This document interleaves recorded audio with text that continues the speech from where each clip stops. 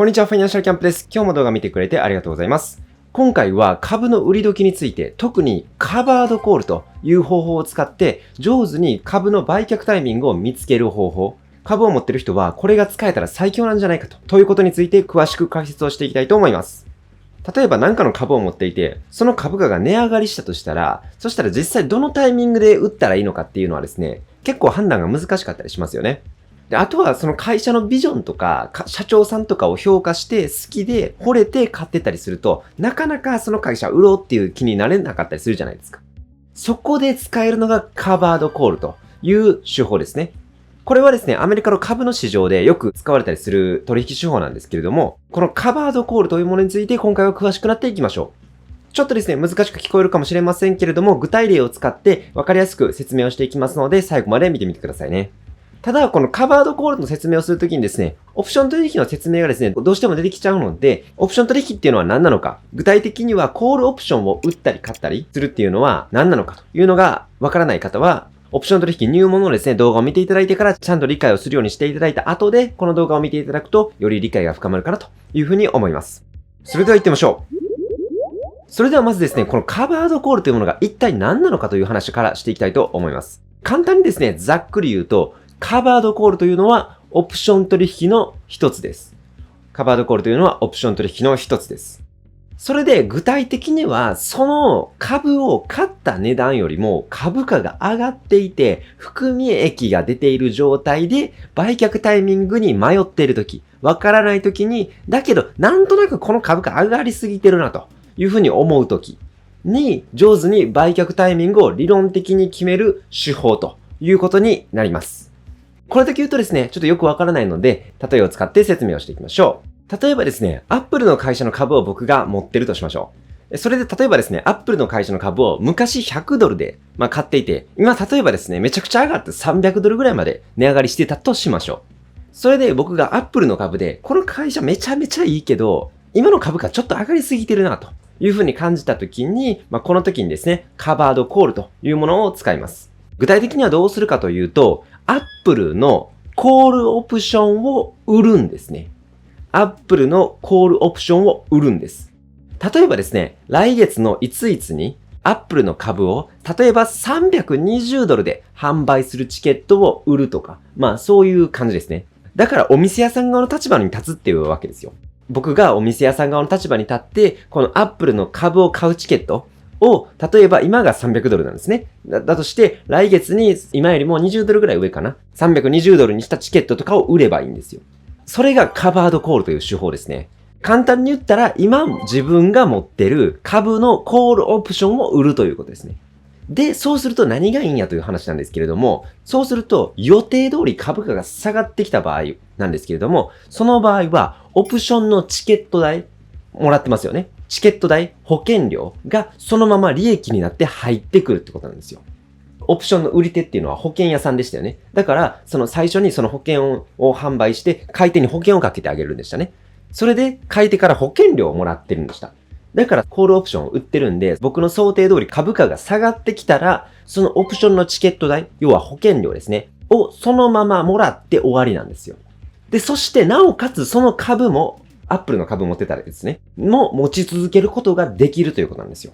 いいですね、それ。株価は下がったけど保険料もらえてよかったですね。で、逆にまだまだ株価が上がっていって320ドルとかを超えた場合ですね、1ヶ月後に320ドルで売らないといけなくなります。たとえ320ドルをめちゃめちゃ超えてたとしても320ドルで売らないといけません。だけど、今、その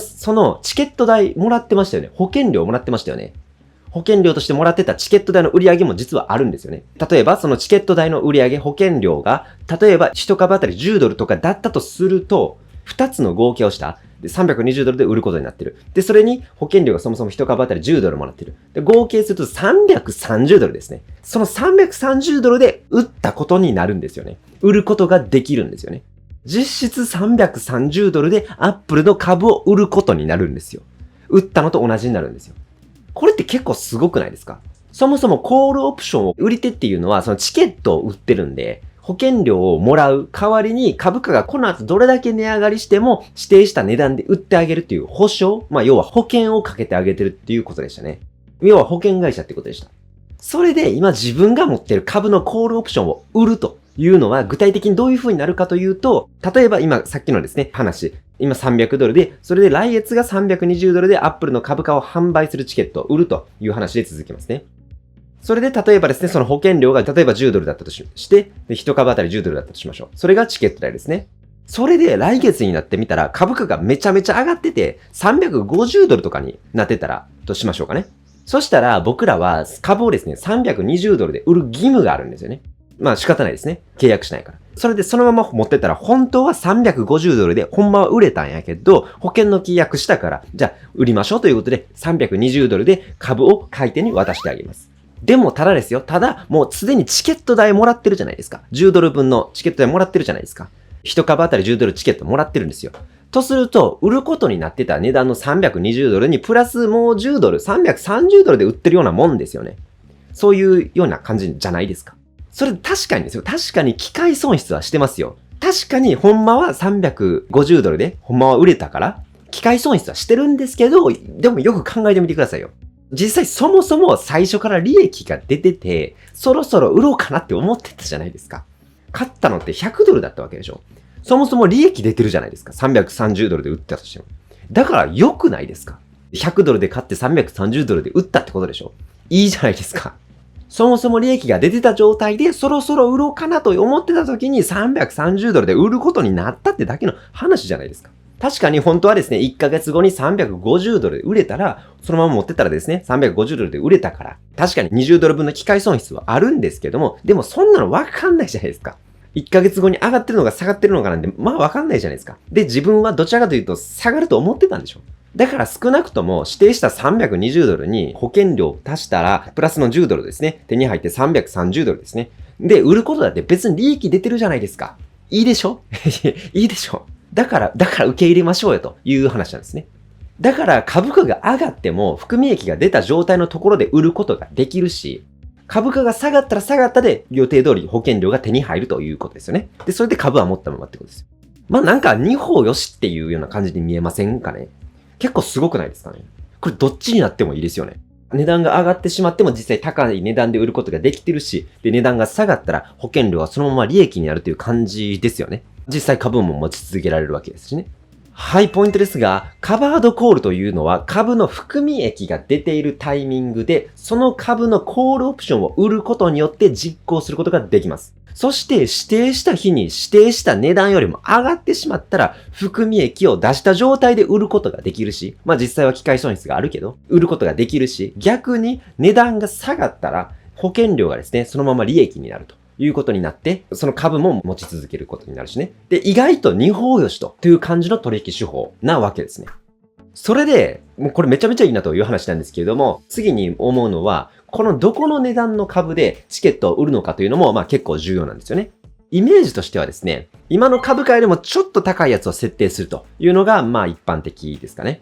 例えば、今、アップルの株価が300ドルだったとして、例えば320ドルとか、ちょっと上げて320ドルとか、で、1ヶ月後に320ドルでコールオプションを売るみたいな感じですね。そうすると、大体の場合は、そのまま保険料が手に入ります。オプションのチケット代保険料だけが手元に残って、それで株もそのまま残るということが、まあ、よくあります。で、時々320ドルを超えちゃう時があるんですけれども、そうすると、そのプラス、オプションのチケット代を追加した代金でもって、例えば10ドルプラスした代金でもって、その値段で株を売るということができるということですね。まあこれ自動的に株売られるんですけどね。自動的に株が売られて、それでその分の代金が買い手から入ってくるんですけどね。だからそうしたらですね、時々そういう風に売ることになってしまうんですけれども、こういうのをですね、買い手に権利を行使されて、株を指定した値段で売ることになることをですね、買い手にコールされるとか、そんな風に言うんですけれども、そういうことがあったらですね、そういうことがたまにあるんですけれども、そしたらですね、実際そういう風にですね、売る時のサインやったんやなと。そういう風な、もうお告げみたいな感じに受け入れることができるじゃないですか。そういう風に考えたらいいわけですね。そしてですね、カバードコールの注意点をですね、簡単なものを言っておこうと思うんですけれども、カバードコールというのはですね、株を持っている人がオプションを売る手法のことなんですね。その株をですよ、持ってる人が該当の株のコールオプションを売る手法のことなんですよ。だから例えばですよ、株を持ってないのにコールオプションを売るっていうのはかなりリスクがあります。ということを覚えておく必要があります。これはですね、株を持ってる人は、コールオプションを売るっていうのは、最悪その株を渡せばいいわけですよね。だったらリスクってほとんどないわけですよ。しかも指定した値段で株を渡せばいいわけですね。だからリスクってほとんどないわけですよ。だけど、実際株を持ってないのに株を売るというのは、最悪その株請求されますからね。ということなんで、こっちの方はリスクがあるということなんですよね。この株をですね、持ってない人がコールオプションを売るのをですね、ネイキッドコールとか、ネイキッドとか、いう風に言ったりするんですけれども、こちらの方はですね、初心者の方は、手を出さないようにしましょう。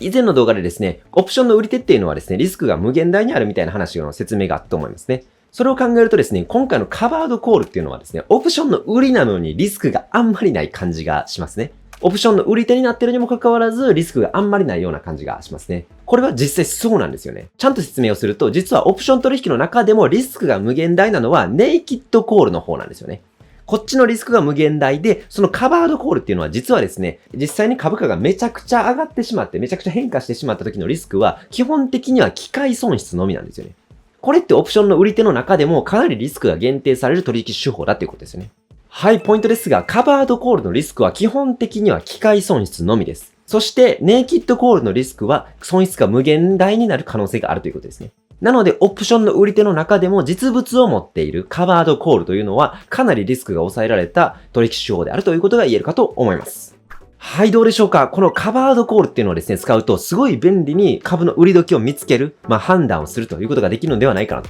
いうふうに思います。ぜひですね、勉強になったと思ったら、グッドボタン、いいねボタンで評価してもらえると励みになります。そして、この後のですね、メンバーシップ限定の動画では、今回のこのカバードコールの理解をですね、もう一段深めて考えていきたいと思います。具体的にはですね、これはアメリカでは一般的な手法なんですけれども、日本ではですね、まだまだあまり一般的ではありません。次回の動画でですね、今の現状の日本でカバードコールをやるのはどれぐらい現実的なのかということについて考えていきたいと思います。アメリカの場合と日本の場合とでですね、それぞれ比較して、日本人が日本の個別株でカバードコールをするときの現状とかですね、アメリカ人がアメリカの個別株でカバードコールをするときの現状とか、そういったようなことをですね、実際的な学習をしていきたいと思います。一見複雑そうに見える金融の仕組みをですね、しっかりと理解したいな、マスターしたいなという人はですね、メンバーシップの方で詳しく解説をしてみますので、ぜひ見てみてください。概要欄にですね、メンバーシップへのリンク貼っておきますので、ぜひチェックしてみてくださいね。メンバーシップ限定動画が全て見放題になります。ご視聴いただきありがとうございました。